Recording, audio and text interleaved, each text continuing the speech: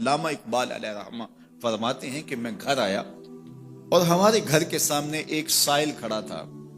سائل چوں قضائے مبرم ہے، جس طرح قضائے مبرم ہوتی ہے، ٹلتی نہیں ہے، اس طرح وہ ٹلنے والا ہی نہیں تھا. میں نے اس کو لا کہا کہ بابا چلا جا، معاف کر، لیکن وہ ضد کر کے گھر کے دروازے کے اوپر کھڑا تھا. میں لاؤبالی کی عمر تھی تو سکول سے آیا تھا، میرے ہاتھ میں چھوٹی سی چھڑی تھی تو میں نے اس کے کاسے کے اوپر ماری تو وہ کاسا ٹوٹ کے گر گیا اور اس کے اندر جو سارے دن کی ریزگاری جمع کی تھی وہ بھی بکھر گئی.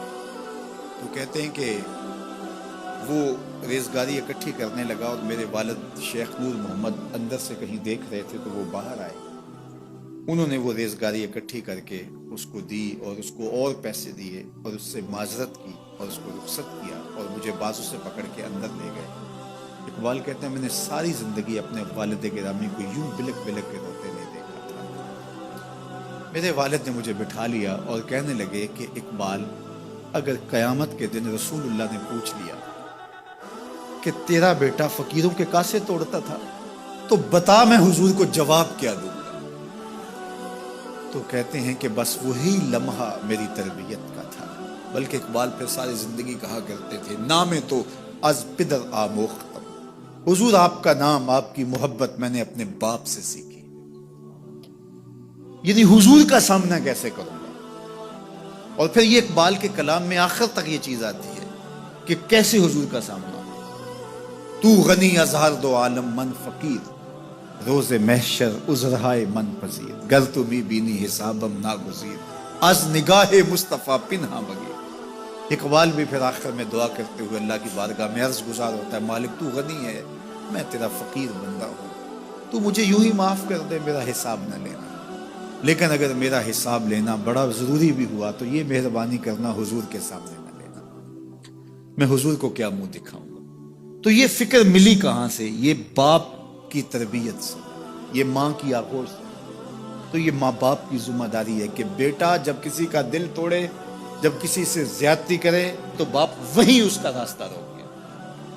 اور ایک فقیر کا لاؤبالی پن کے اندر کاسا توڑ دیا اور باپ نے پھر ایسی تربیت کی کہ اقبال ساری زندگی لوگوں کے دل جوڑتا رہا، ساری زندگی بتاتا رہا کہ انسان کی اصل صورت کیا ہوتی ہے. دل نہیں شاعر کا ہے کیفیتوں کی رستخیز، کیا بتاؤں کہ درون سینہ کیا رکھتا ہوں میں، در غم دیگر بسوزو دیگر آرا ہم بسوز، گفت مت روشن حدیث گر توانی دار ہوش، کہہ گئے ہیں شاعری جزویست از پیغمبری، ہاں سنا دے پڑھ کے ان کو پیغام سروش.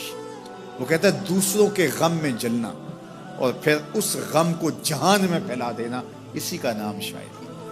پھر اقبال نے وکری شاعری کی. شاعر تو اور بھی ہیں لیکن اقبال کہتا ہے شاعری از مثنوی مقصود نیست، بت فروشی بت گری مقصود نیست، کشتائے انداز ملا جامیم، نظم و نثر او علاج خامیم. وہ کہتا ہے کہ میں یہ بت نہیں بنا رہا کہ یہ غزلیں تراش کے اور یہ نظمیں تراش کے لوگوں سے داد وصول کرو. بلکہ کسی نے اقبال کو کہا یار کوئی غزل تو سناؤ، تو اقبال رو پڑا، کہا حضور میں اپنے شعروں کی داد قیامت کے دن آپ سے ہی لوں گا. یارا مرا غزل خانے شمردن، یاروں نے تو مجھے غزل خان سمجھ لیا، میرا تو مقصد ہی اور ہے. بلکہ ان شعراء پہ تنقید اقبال نے کی. عشق و مستی کا جنازہ ہے تخیل ان کا، ان کے اندیشہ تاریخ میں قوموں کے مزار، چشم آدم سے چھپاتے ہیں مقامات بلند، کرتے ہیں روح کو خوابیدہ بدن کو بیدار. ہند کے شاعر و صورت گرو افسانہ نویس، آہ بیچاروں کے اعصاب پہ عورت ہے سوار. ہر وقت لب و رخسار کے تذکرے، ہر وقت نشیلی آنکھوں کی کہانیاں، ہر وقت قدے رانا کی باتیں. کہا تم اس خول سے نکل ہی نہیں رہے، تمہاری شاعری صرف ایک عورت کے گرد گھوم رہی ہے جس نے اس کو تخلیق کیا، اس خالق کے جلوے بھی تو دیکھو نا. تو اقبال پھر اقبال بنتا ہے اور اس کو یہ شعور، یہ آگہی، یہ نور ملتا کہاں سے ہے؟